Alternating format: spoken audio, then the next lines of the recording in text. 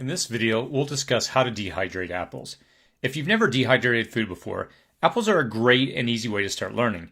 We'll cover everything you need to know from start to finish to get started, so stick around. Here's what you'll need to get started. I'll also put links in the description section below if you want to pick up any of these items.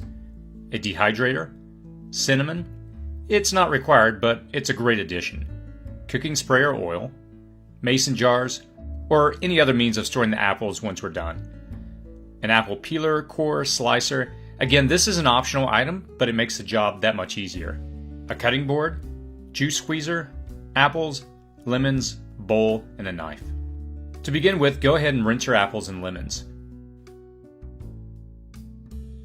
Next, slice your lemons in half.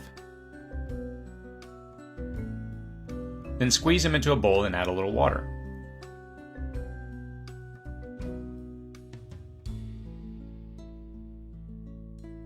Now, I use this device to make the process that much easier. On one end you have the core, and then it has a slicer. Simply lock the base on your countertop, push the apple into the 3 prongs, and then crank the handle and the machine does the rest.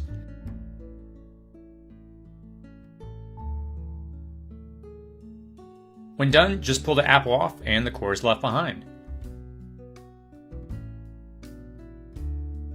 This angle shows the arm and how it peels the outside of the apple.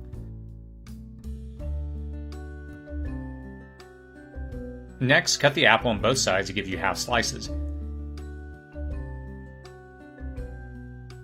If you don't have one of these tools, just cut the apple into 1/3 inch slices.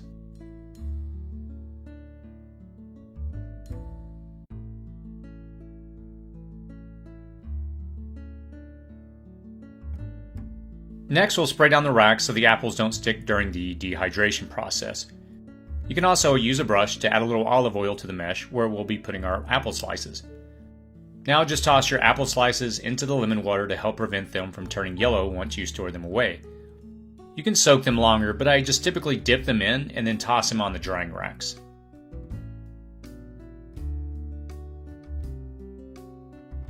If you want, you can sprinkle a little cinnamon on them to give them a little extra flavor. Some people even sprinkle on sugar as well, which obviously makes them all the more tastier. But I'm personally trying to cut as much sugar as I can from my diet, and that's just my preference. I also had my boys toss the apple peels and cores over to our chickens, which ate them up quickly. You almost made me step in food!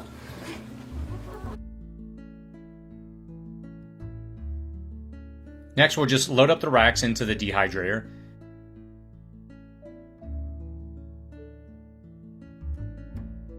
Set it at 135 degrees Fahrenheit and turn it on.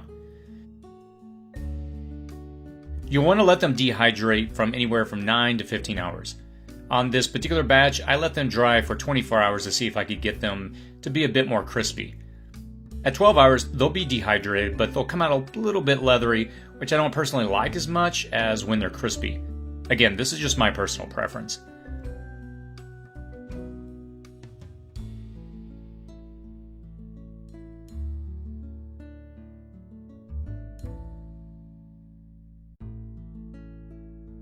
So now that they're done, there's several options to store them, such as Mylar bags with oxygen absorbers or heat seal rolls.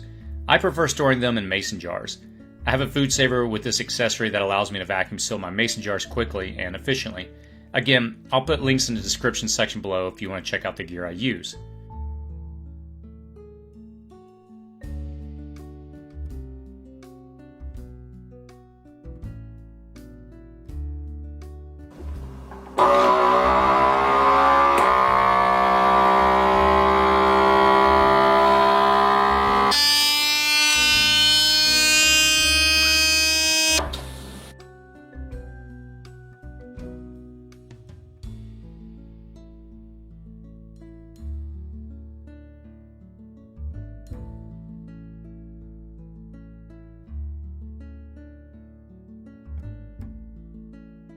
Getting into dehydration is a quick and easy way to begin to learn how to properly store food for long-term purposes. If you have any questions on anything I did in the video, please post those in the comments section below. If you enjoyed the video, click on the like button, share on social media, and as always, be safe out there.